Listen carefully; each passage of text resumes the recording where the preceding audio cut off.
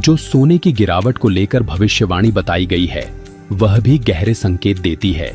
यदि हम वर्तमान स्थिति को ध्यान से देखें तो यह बात स्पष्ट होती है कि यह संकेत भी संत रामपाल जी महाराज के विषय में ही प्रतीत होता है, क्योंकि संत रामपाल जी महाराज के आदेशानुसार उनके करोड़ों अनुयायी स्वर्ण का उपयोग नहीं करते।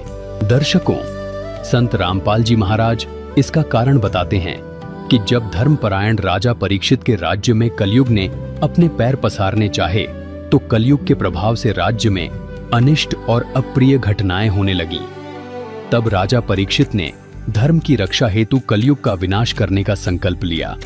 मृत्यु को सामने देखकर भयभीत कलयुग राजा के चरणों में गिर पड़ा और करुण पुकार करते हुए प्राण भिक्षा मांगने लगा। राजा परीक्षित अत्यंत दयालु थे। उन्होंने उसे क्षमा कर दिया, परंतु कलयुग ने राजा से अपने रहने के लिए स्थान मांगे।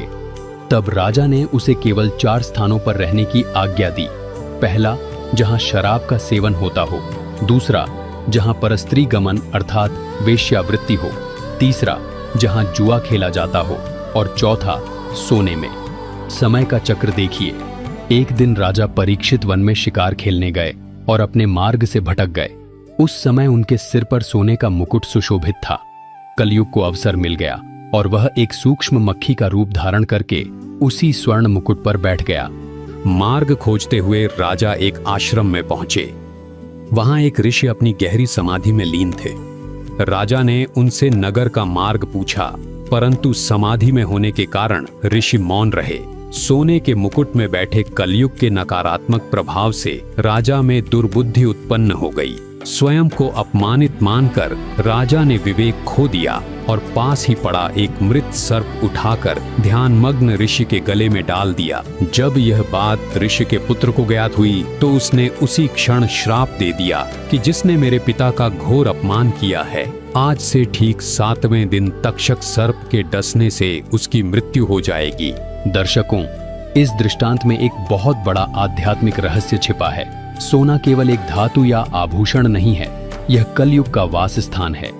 जिसके शरीर पर या घर में सोने का वास होता है, वहां कलयुग अपनी नकारात्मक ऊर्जा, क्लेश और दुर्बुद्धि लेकर अवश्य प्रवेश करता है। यही हमारी मानसिक परेशानियों और पारमार्थिक पतन का कारण बनता है। दर्शकों, संत रामपाल जी महाराज का अपने सर्व शिष्यों को सख्त आदेश है, जो जुआ खेलेगा, जो व्यभिचार स्त्री पुरुष करेगा, जो शराब आदि नशीले पदार्थों का सेवन करेगा और स्वर्ण को घर पर रखेगा या अन्य तरीके से प्रयोग करेगा, उसको मिशन से निकाल दिया जाएगा और इस आदेश का सख्ती से पालन भी कराया जाता है। संत रामपाल जी महाराज हमें इसी शाश्वत सत्य से आगाह करते हैं। उनका प्रत्येक वचन और प्रत्येक दिशा निर्देश पूर्णतः शास्त्रानुकूल होता है।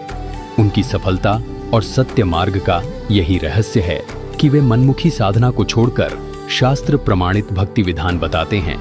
इसीलिए वे अपने अनुयायियों को परहेज कराते हैं कि यदि इस माया रूपी कलयुग में शांति, सुख और परमात्मा की भक्ति का सच्चा आनंद प्राप्त करना है तो स्वयं को इन 4 वस्तुओं से मुक्त रखें। आपके पास या आपके घर में सोना नहीं होना चाहिए, क्योंकि जहां सोना है वहां कलयुग की छाया है। इसी प्रकार जहां शराब पीते हैं, जुआ खेलते हैं और व्यभिचार करते हैं, वहां पर भी कलयुग का प्रभाव रहता है, जो परेशानियों का महाकारण है। इसलिए संत रामपाल जी महाराज जी के भक्त न सोना पहनते हैं, न घर में संग्रह करते हैं, न ही शराब पीते हैं, न ही नशीली पदार्थों का सेवन करते हैं, न ही व्यभिचार करते हैं, न ही जुआ खेलते हैं। उनके लिए सोना मिट्टी के समान है तथा नशीली वस्तुएं प्रयोग करना, जुआ खेलना, व्यभिचार करना विष के समान है। जब किसी समाज की सोच बदल जाती है और वह भौतिक आडंबर से ऊपर उठ जाता है, तो स्वाभाविक है कि उस वस्तु का आकर्षण और मूल्य दोनों गिरते हैं। अर्थात यदि भविष्य में बड़ी संख्या में लोग परमात्मा के अवतार की शरण ग्रहण करेंगे और सोने को महत्व देना छोड़ देंगे, तो सोने की मांग घटेगी और उसका मूल्य भी गिरना स्वाभाविक है।